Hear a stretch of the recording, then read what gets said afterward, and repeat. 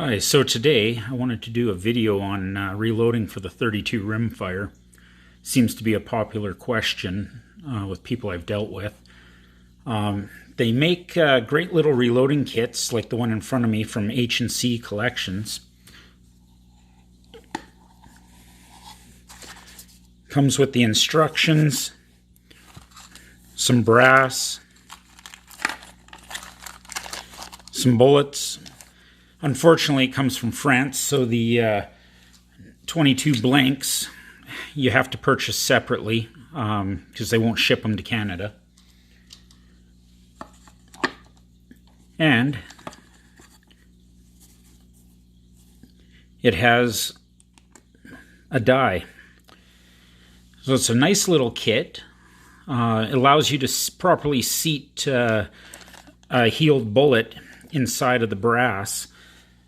There's benefits and cons to using heeled bullets versus round ball, and I guess I should explain what I've found.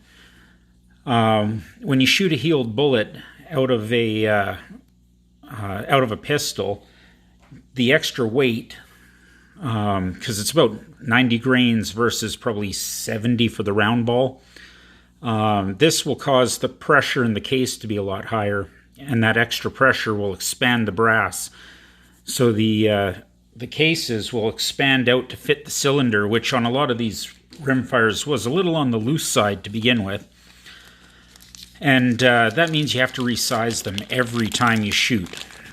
Not to mention, it may shorten the lifespan of the brass itself. So these are expensive little pieces, but of course they are reusable. I think currently you can probably buy them for about $5 a piece in Canada. But yeah, when you shoot with a heeled bullet, that pressure causes them to swell, and you need to resize them. I found when you shoot a round ball, and I like to use the Hornady 32 cal or 3.31 inch diameter ball. Found when you use these, there's a lot less damage and deformation to the case. And all you have to do is tap them in with a hammer. And I'll show you that in a little bit. I'll see if I can edit it into the video if all goes well. Take your round ball.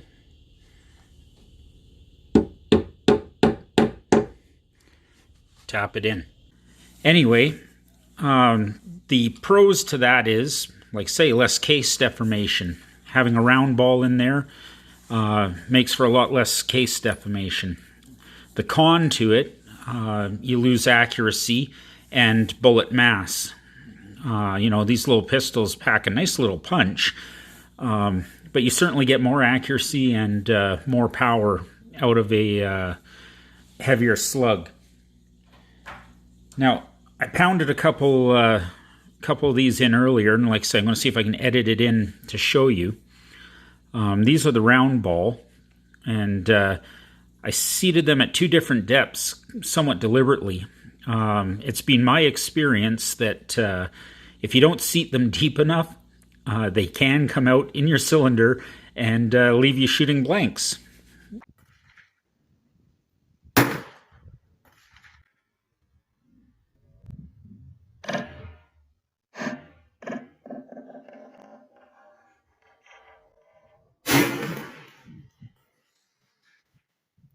Kind of a live and learn type thing.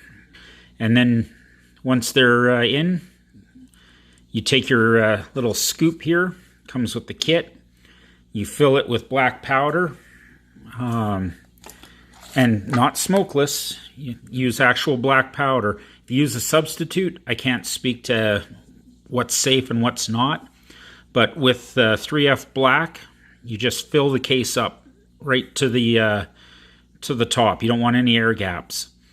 You leave just enough room to seat your 22 blank. These are starter pistol blanks, also known as a 6mm Flobert blank.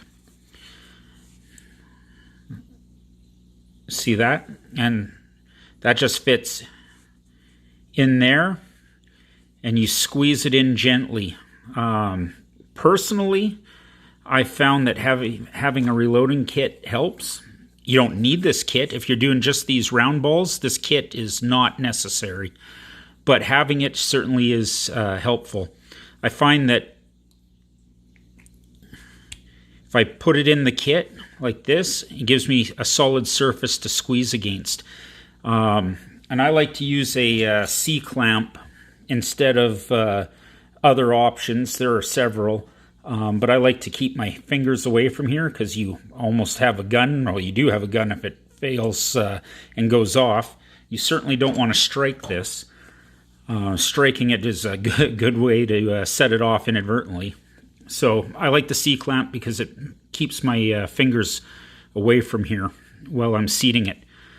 But that's assuming that, of course, I'm shooting round ball. You could just do all this with a piece of dowel or gently pushing it with between a couple pieces of wood. There's a number of ways that would work for you. Now, where you do need this kit, like 100%, is if you want to shoot these heeled bullets. So this one is from Jet Bullets and Camros. I highly recommend them, but I believe I just found out that they've closed down business. Really unfortunate. Great outfit. These bullets come with the kit. They're fine too. These kits come from Europe, so a little more expensive.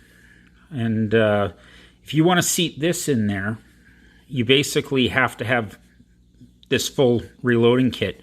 And the gist of what you're doing is putting the brass in. You can still put your powder in later. Put your bullet on top. Put your brass in. Then you take that, and you can see how this adjusts here. You want to start with this center pin right here. You want to start with it out a bit. Tap it in with a hammer, or what I prefer, like I showed, is the C-clamp. I find the C-clamp far superior. I don't use the hammer anymore. I C-clamp everything. But you want to get it so that the bullet seats just perfect in the brass. And I should have one. Where did I put that? Oh, so I have one that's already seated here to show you. Now, you want to do this to all your brass. You might as well do it all in one shot. However many you're planning on loading, you use this. Then go afterwards, fill them up, and seat your blank in the back, and you're good to shoot. I guess one thing that I didn't mention before that's a con to doing this is that added pressure that blows out the brass. It can also blow out that 22 blank. And I'll show you a picture. I'll see if I can edit it in that shows that blank having come out and deformed behind the cylinder of the gun.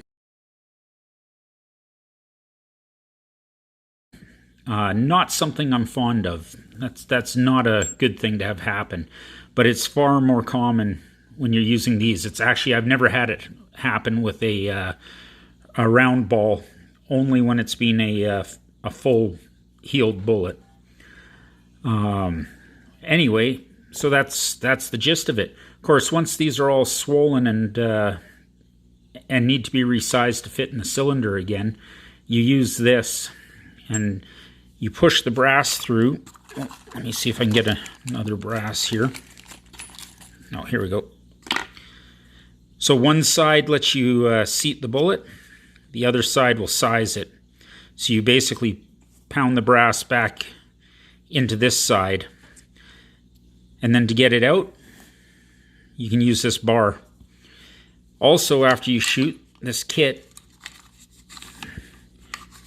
has this little bar, which is great for pushing out the 22 blank. So in a nutshell, that's how you reload for 32 rimfire. As you can see, these two here, I found deeper is better. That's my personal experience. Both of these are adequate. This one's adequately deep, but nothing wrong with going a little extra deep. These are my preferred way. Stick with the round ball and save so much trouble. Anyway, we'll see how this all turns out after I cut in the video or the other videos and a few pictures, and I hope it was helpful.